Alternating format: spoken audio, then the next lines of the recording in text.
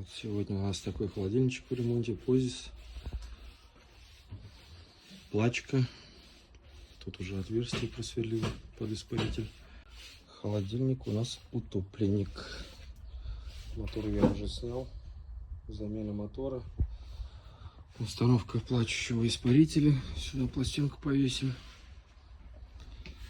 Вот такой у нас сегодня ремонт. История. Сюда зашла вода. Цокольный этаж.